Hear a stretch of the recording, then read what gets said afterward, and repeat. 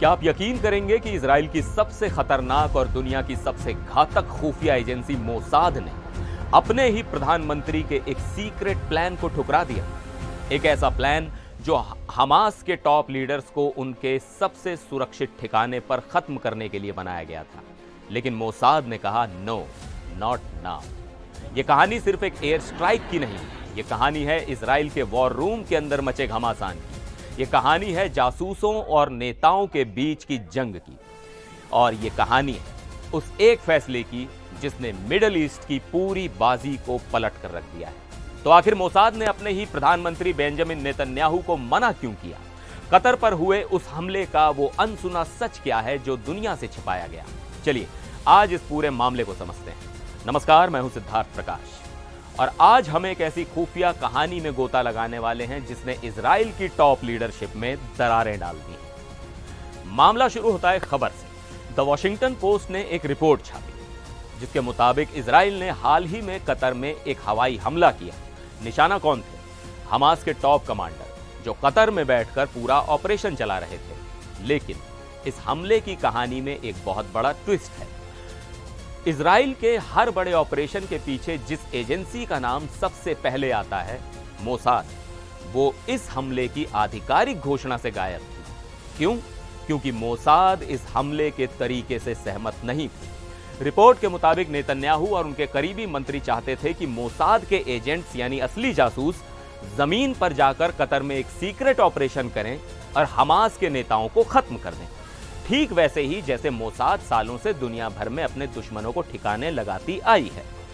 लेकिन मोसाद के chief David Barnea ने इस प्लान को सीधे सीधे खारिज कर दिया। अब सवाल उठता है क्यों? मोसाद जो किसी भी हद तक जाने के लिए जानी जाती है, उसने पीछे हटने का फैसला क्यों किया? इसके पीछे दो बड़ी वजह थी। पहली और सबसे बड़ी वजह थी कतर के साथ रिश्ते। देखिए, कतर एक बहुत ही अजीब खिलाड़ी है। एक तरफ वो हमास के नेताओं को अपने देश में पनाह देता है, वहीं दूसरी तरफ वही कतर इजराइल और हमास के बीच सीज फायर यानी युद्ध विराम और बंधकों की रिहाई के लिए सबसे बड़ी मध्यस्थता भी करता है। मोसाद के चीफ डेविड बार्निया ने सालों की मेहनत से कतर की इंटेलिजेंस के साथ एक वर्किंग रिलेशनशिप बनाई थी और इसी रिश्ते के दम पर बंधकों को छुड़ाने की बातचीत चल रही थी। बार्निया को डर था कि अगर मोसाद ने कतर की धरती पर कोई खूनी ऑपरेशन किया तो यह रिश्ता हमेशा के लिए टूट जाएगा, बातचीत के सारे दरवाजे बंद हो जाएंगे और बंधकों की वापसी नामुमकिन हो जाएगी। सोचकर देखिए, जिस देश में आप बातचीत की मेज पर बैठे हैं, उसी के घर में घुसकर आप हमला कर दें। यह दोस्ती का हाथ बढ़ाने जैसा नहीं बल्कि पीठ में छुरा घोंपने जैसा होता।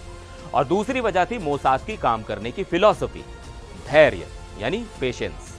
मोसाद का मानना था कि हमास के ये नेता आज नहीं तो कल उनके हत्थे जरूर चढ़ेंगे। एक इजरायली अधिकारी ने द वॉशिंगटन पोस्ट को बताया, और ये लाइन बहुत जरूरी है, उन्होंने कहा, हम उन्हें 1, 2 या 4 साल बाद भी पकड़ सकते हैं और मोसाद ये करना जानती है। अभी इसे करने की क्या जल्दी है? मोसाद जल्दबाजी में कोई ऐसा कदम नहीं उठाना चाहती थी जिससे फायदा कम और नुकसान ज्यादा हो। उनकी नजर लंबे खेल पर थी, न कि एक तात्कालिक जीत पर।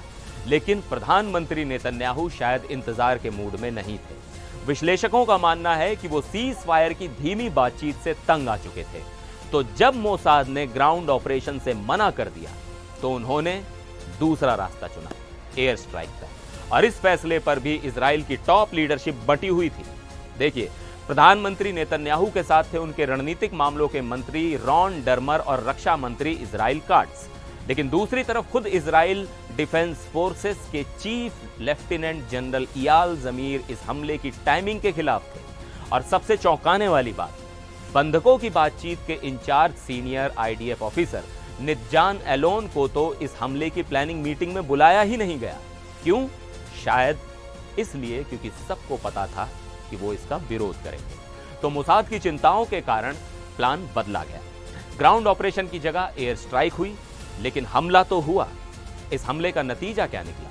हमास ने दावा किया कि उनके टॉप नेता जैसे कि खलील अल हैया इस हमले में बाल बाल बच गए, लेकिन उनके कुछ रिश्तेदार और सहयोगी मारे गए और साथ में एक कतर का ऑफिसर भी मारा गया।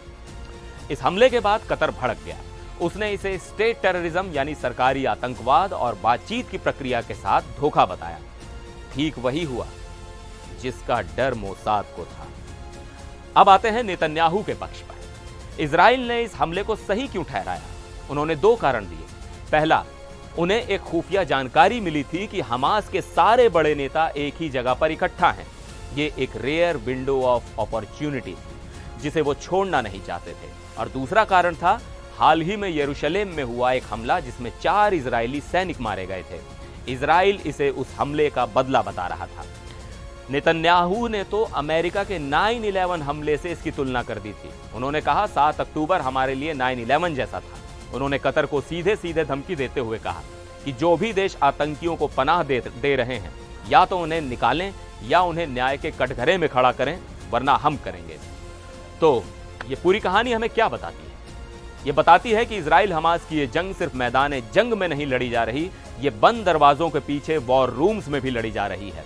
एक तरफ जहां राजनीतिक दबाव और तुरंत एक्शन लेने की जल्दबाजी है, वहीं दूसरी तरफ खुफिया एजेंसियों की अपनी सोची समझी लंबी रणनीति होती है।